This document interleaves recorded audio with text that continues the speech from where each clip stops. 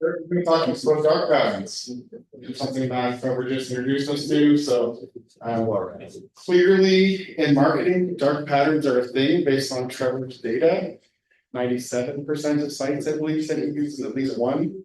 That's pretty crazy when it comes to those things. So, I'm looking forward to seeing what it is and maybe some suggestions on how we can improve or change some of these tactics or even the language around these things. Derek, all yours.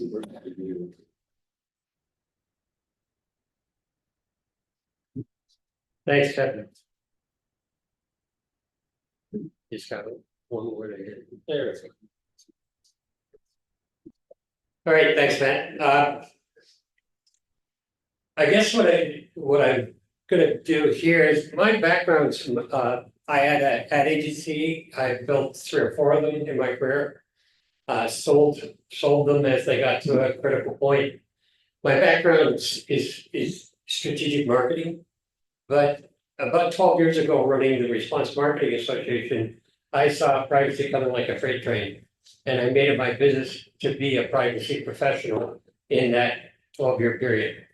Along with Matt, we're probably a couple of the leading voices in Castle. I wrote the book on Castle on for marketers, what to do and not to do. And much to my disappointment, on July 12th, 2017, Minister Baines removed the private right of action. If you look at the breakdown of the CRTC enforcement, they spent the first 18 months giving some sample funds. Rogers, Porter, there's a whole handful of them, including CompuFinder. So they issued some kind of, here's what we're looking for the marketplace, so that we can understand what they wanted us to do and not to do. Then the next 18 months, they spent pretty much that whole term putting MOUs in place with provincial, and although they didn't need them provincially because it was mandated, but they formed, I think, about 15 MOUs with other countries so that they could properly enforce this law internationally. So if you're a Canadian living in Europe, you still have the Canadian castle rights. I believe, based on the actions, that the private right of action suspension, it's harsh to say halted, but seriously impeded the investigations and the fines and the enforcement of castle. Put it this way, as a castle consultant who worked with an awful lot of clients to get their practices compliant, we have not had one single castle engagement since June 12th, 2017. That's how fast it went off the cliff. I'm not saying that so you feel sorry for me, because we're doing fine, but nobody's interested in a castle-only review. They'll do it as part of their privacy management program or part of the regional marketing program, but very few straight up. So I just wanted to kind of put that in about Castle, because I'd love to see it come back and be enforced with some kind of tool that the market's somewhat, I'm going to say, afraid of. That there's just a little bit of fear, and it's got to get put back on our priority list. But one of the things that I also saw coming. There we go. Was this whole dark patterns thing. And over the last, I would say 25 years particularly. So I would coincide that with Google starting up and the digital marketing starting to creep into everybody's portfolio. I think what we started to see is some tricks to get our numbers up and we're playing the wrong game, because in mass media marketing, number of eyeballs is the key. But in email marketing and most digital marketing, it's actually the interactions that is the key. It's engagement, it's not eyeballs. Once you get engagement, then you can scale. And that's the magic of the promise of the internet, in my opinion. But you gotta get the magic first. And I think we've kind of outsmarted ourselves with clever tricks and little deceits that we didn't think anybody had noticed. Well, from what we're seeing from consumer reports, they're noticing. So what we're going to talk about is defining a dark pattern. Yeah, I'll give you some examples. We'll talk about consumer trust. I think that's been a main theme that all day today is consumer trust. And a corporate view versus the consumer view, and why do we use dark patterns? So the FTC, this is their definition of it, and I believe, Trevor, you actually quoted this, didn't you? No, I didn't quite say that. It's pretty close. It's pretty close. The FTC are weighing in because of the lack of privacy laws in the states, but there is very clear competition law and fair practices through the FTC, and we're seeing them weighing in more and more. And I think we're going to see them weighing in even more. Culturally, Canada's a little bit behind. We're not seeing the Competition Bureau do the same thing, but the Competition Bureau has stepped up their game as well.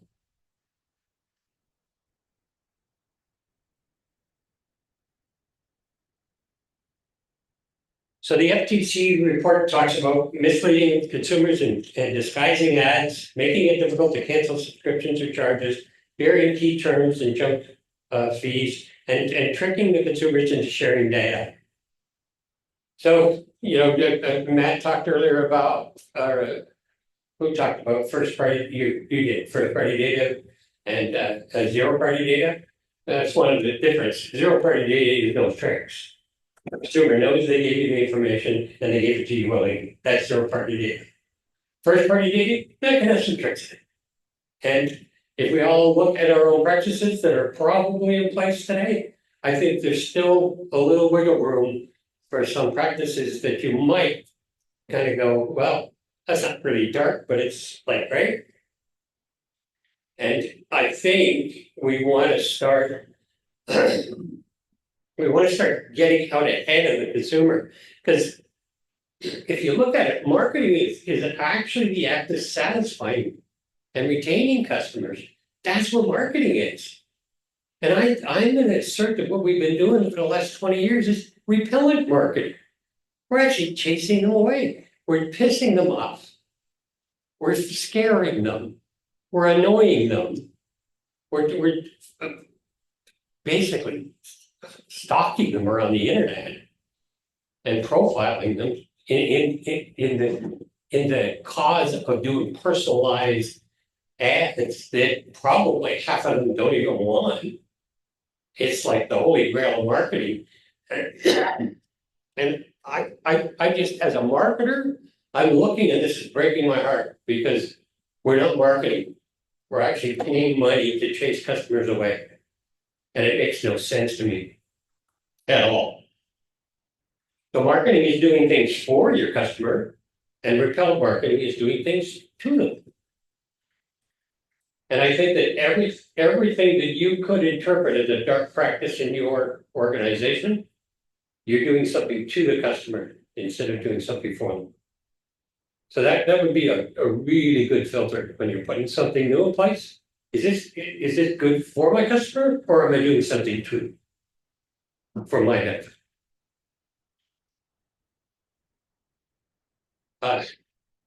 We had a lot of fun creating this. The last couple of years, I've had a lot of pressure from the community that's known me over my career to start up my agency again. So I put Newport, Thomson, and Lackey together. Lackey's an agency, but Newport, Thomson is a privacy. Some troubling stats. The average company spends about 58% of its marketing budget on digital activities, which will include ways of manipulating a user into not canceling a subscription. How many of us do that? Like this is saying 58% of the market. So I would suggest that at least 50% of the room. Now, I know we have probably some of the more ethical people in the marketing industry participating in this show. And I'll give a little wiggle room, but I think if we're really honest with ourselves, we've got some of these dark practices in our portfolio. And we should maybe just to start with this month, try and group one out. Just take one, pick on one and get it out of your system and replace it with an ethical process. 76% of the US adults believe that online subscription services make it intentionally difficult. They're onto us. Uh-oh. And 92% agree that they'd be more likely to switch to a competitor brand as a result. This is what I mean, that marketing is about bringing them to you. We call it tickling them pink. Not pissing them off and annoying them and stalking them. And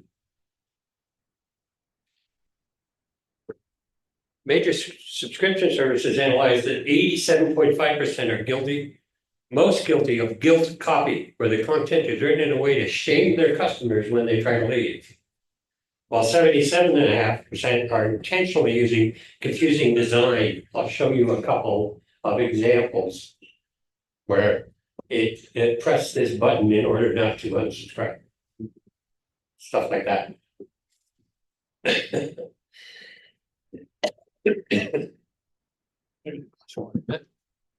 Thanks. These tactics may temporarily boost numbers. They erode trust. They alienate recipients. Thanks. And they can lead to penalties under laws like the GDPR and canned spam. Although I'm not seeing a whole lot of enforcement of canned spam. I've noticed in the last 5 to 6 years an awful lot more emails without an unsubscribe coming from the US.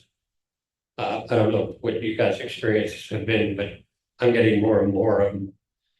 And for a while there, between canned spam and Castle, there was at least a way to unsubscribe in most emails. But I've seen a deterioration of that again. Got very default lately. So things like misleading subject lines, using misleading or sensationalized subject lines, faking urgency or scarcity. Right? Now, I'm not saying every time that's done, that's a dark pattern. Sometimes it can be a good marketing campaign, but you know where the line is. You know if you would want to get this email and what would your response be.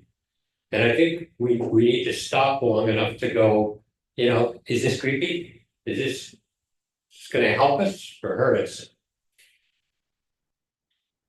Hidden unsubscribe links.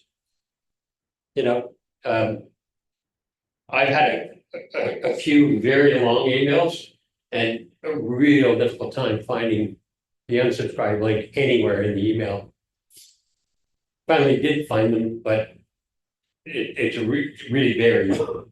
And I think we owe it to our customer or our prospect to be a little more respectful in it. Consent manipulation.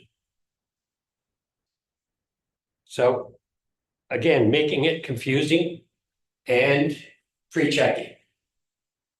It's like even a privacy by design, which is the basic standard that Ann Kabukian said, it says that the default is no. And that's kind of fundamental. So when you're setting up your programs, the default's no. And if somebody would like to turn that on for their convenience and your convenience, great. That's choice. That's transparency. And that's being honest. And ethical. Fake personalization. Pretending to know the recipient and their habits and pretending to know, like we all get these messages from LinkedIn too, where they pretend to know our business and they don't know us at all. We've seen a lot of emails doing that as well. misrepresenting email origins, no reply email addresses.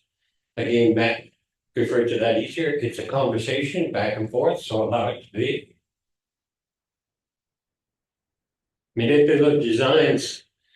This is one from Samsung that, it's very confusing. It's very detailed, but I'm not really clear what they're asking and what they want me to do. They at least defaulted to no. Email bombing or frequent abuse. Email overload.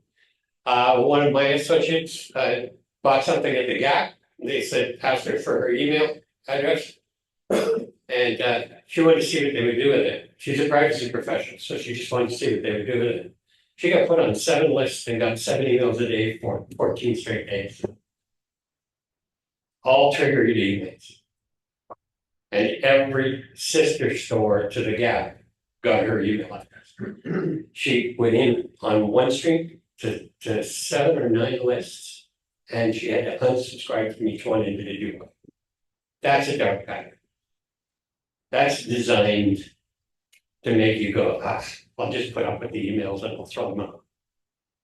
So that somebody in the Gap could go back to their boss and say, we sent out 10 million emails this month. False metrics, pixel tracking without consent, using invisible tracking pixels. Again, on the internet, we leave crumbs and people are making cakes out of them. And most of us just go, they're just crumbs. Like, who cares? Well, until we see what they're doing with them, and most of the people in this room know what's being done with them, it's scary. And the average person is now starting to go, you do what then? You're kidding.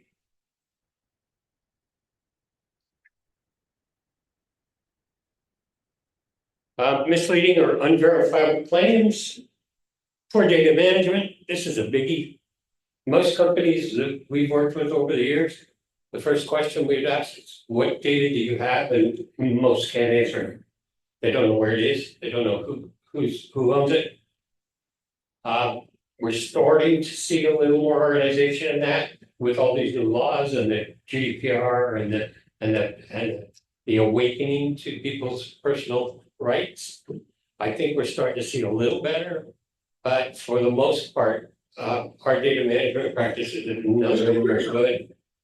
And the amount of data we see lying around when we work with a client, when we start to do the privacy review, the amount of data laying around is just staggering.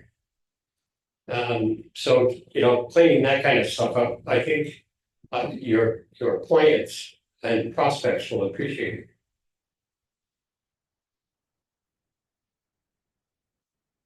So again, these are just more examples. Here's one from Air Canada. It was a catch-all. They actually did give you a choice. So this was when you were going through a booking process with them, and you had no choice about how your emails going to be used. And I think that is at least a 20-year-old conversation. Today's conversation would give me an authentic choice with some clarity and a fairly clear and knowledgeable statement of what they're going to do with it.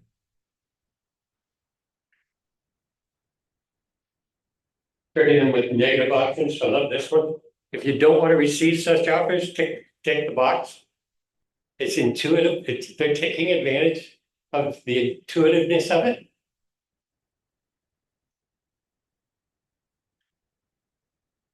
Again, I quoted Ann earlier, privacy by design. A default to no is to allow choice. You'll slow them down by throwing some options and so opt down instead of opt out. A puppy dog close, free trial.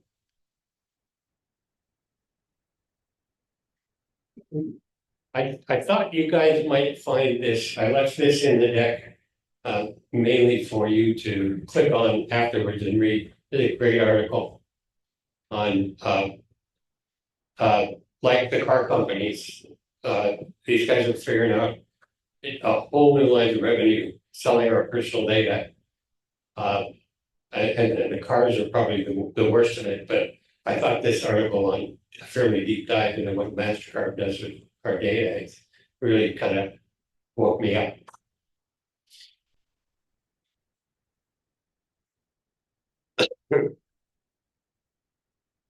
So this was a group under the Competition Bureau for promoting products at sale prices that were basically inflated regular prices, made false or misleading urgency claims about limited time offer deals on certain products. So it's shady marketing. Or at least dark marketing. And a 3.25 million Canadian dollar fine for dark patterns and unsupported pricing. I think we're going to see more of this. I think they're watching. Yeah. I had a question would that also cover things like how, I think Uber and maybe some other apps that we've got changing pricing based on whether you're using an iPhone or an Android or something like that, would that also fall under? Yes. Similar regulations? Yes. It's the stuff that, it's the stuff that, like, I had this conversation with Mr. Lane, who sounded off at Google this morning, and I apologize for that. But I said, at what point did we stop being ethical as business people? Where the quarterly report's more important than taking care of the people that actually generate our living, our customers and prospects. At what point did ethics go out the window? Because it seems that quarterly reports shareholder value and executive compensation has climbed to the top of the mountain. And in marketing, and particularly email marketing, we're left down here on the bottom rung and the shit's flowing downhill. Just wait till you get to product support. Yeah.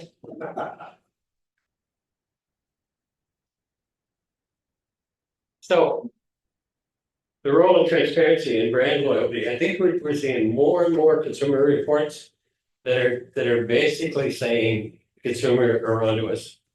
When they use these little tricks, they go, but I can't trust them here. Where else can I not trust them? And again, I'm not telling you the consumer stops and thinks about every brand it buys. It doesn't.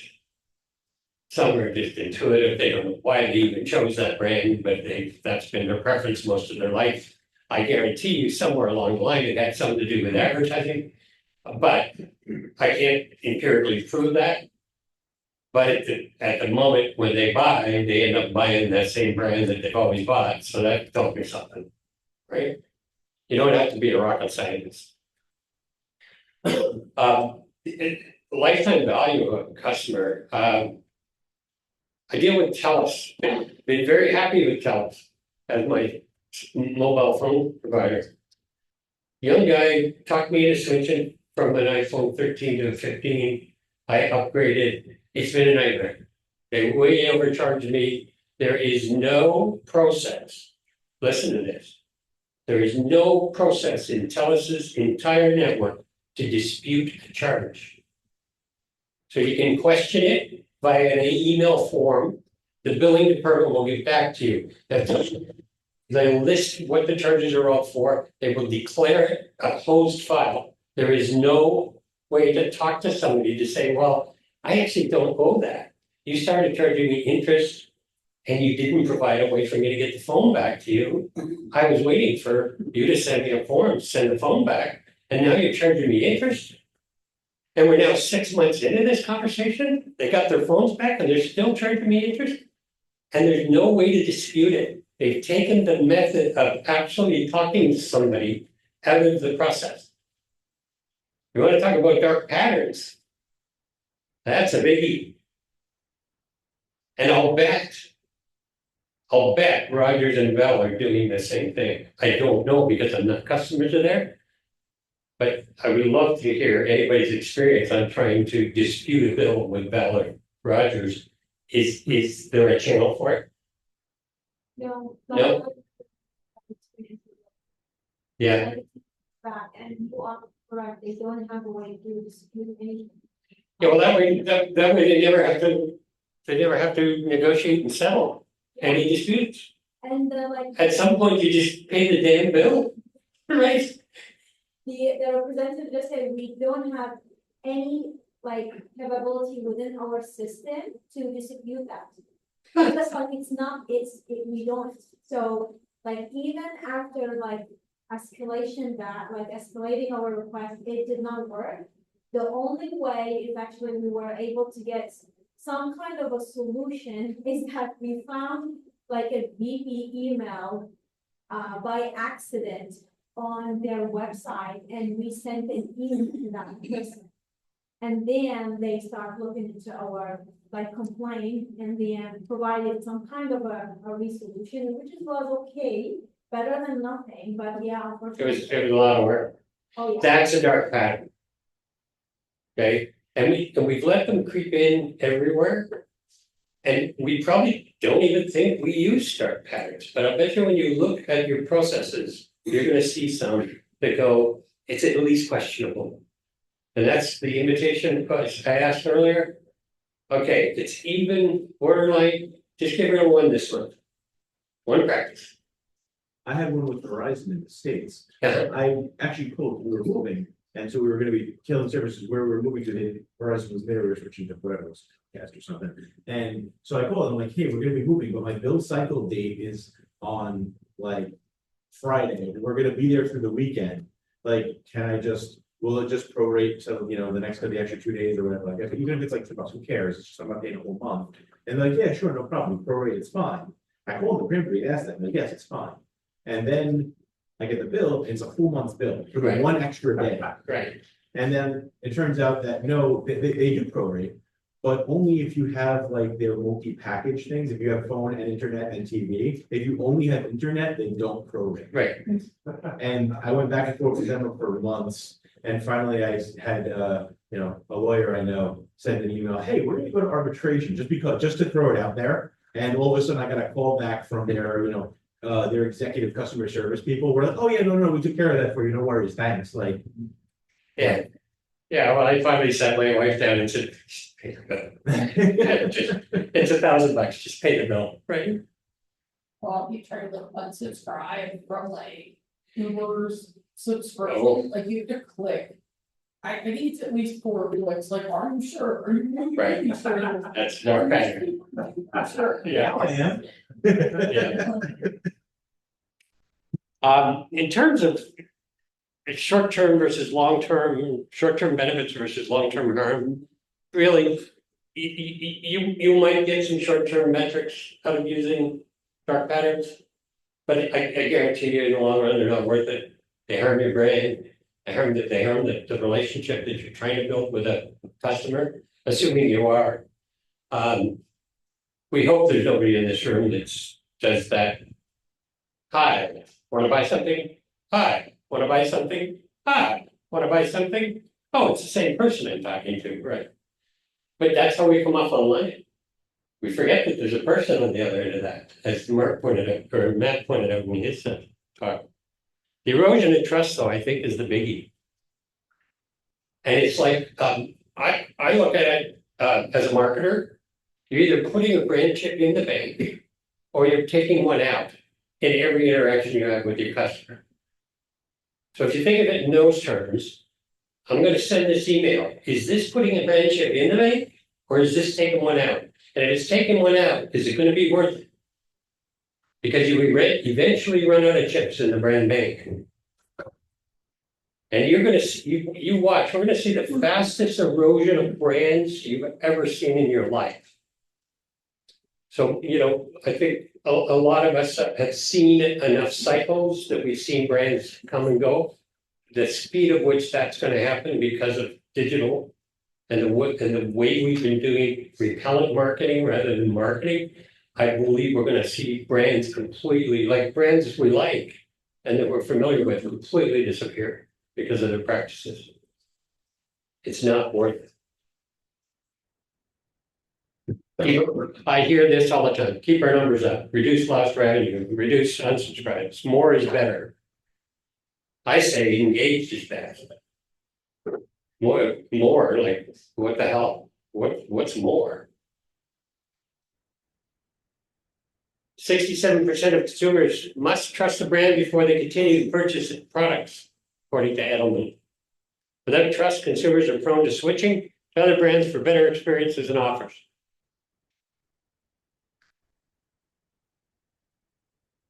What if you're just annoying your clients? Some tactics to scare customers away. I'll let you read these, but I think the room kind of gets what I'm pointing at here. And I just think we have to stop doing it. And it's got to start somewhere. So again, one practice this month.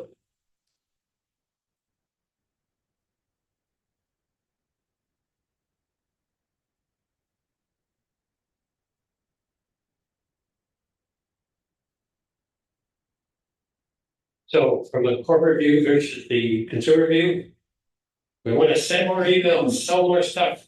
I only want the emails that are relevant to me. That's the other side of the coin. This is our data. We collected it. We purchased it to help targeting. This is my information, and you do not have consent to do whatever you want. Retargeting, generates sales. Stop stalking me. This is creepy.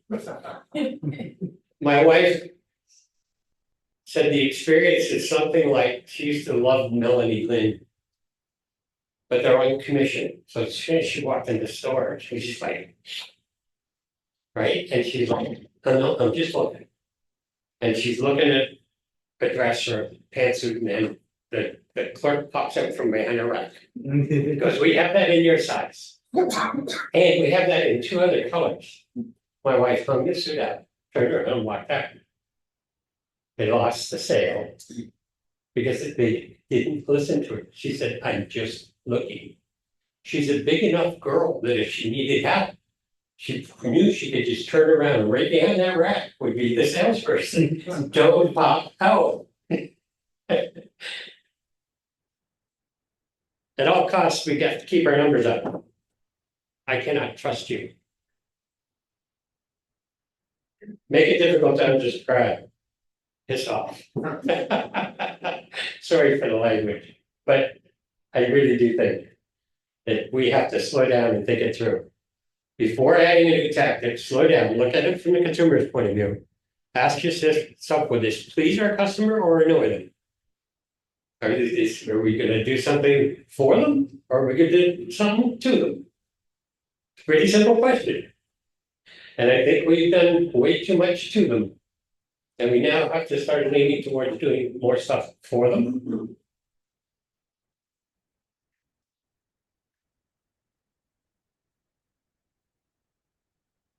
Transparent design, opt-in versus opt-out models.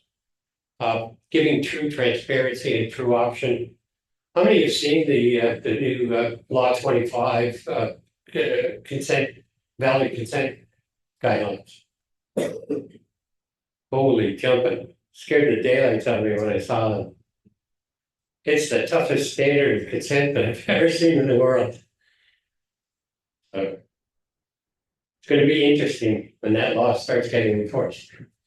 Keep in mind, if you have a national database in Canada, 25% of your database lives in Quebec, so PPIPS applies. So along with the PDA and Castle, you've got to be concerned about PPIPS. So, repel marketing versus marketing, which would you choose to invest your valuable marketing funds? Stop throwing your customers under the bus and drive it over. Question? Questions for you? Are you concerned? Sorry, I got a little preachy there, and I apologize, but I just seen so much of this. Yeah. It's much a question, but just, I'm sure we've all seen it, but there's such an erosion, a deterioration, a desperation. I see it tremendously in the DTC space. Now, even if you're a business based in I don't know, country like Germany, where there are certain stricter rules about consent or whatever it may be, you hear from the heads of marketing or the CEO, we're small, we'll get away with it and we'll deal with it later. So in that desperation, they're just doing whatever they want as long as they can. And customers feel helpless. They don't have a place to turn to complain to it other than the unsubscribe header or spam. This is junk. And it seems to get worse and worse because they're competing with these hacky tactics, and it's a race to the bottom. I truly, Thoughts? it's a great comment. I truly believe that the people who start actually practicing ethical marketing will stand out like a tall poppy. So when the consumers are making their choice of which brand to buy, the competitor, they can hate those few because they're really sneaky. But this one seems to operate well. You're gonna pop out because there's so much of it.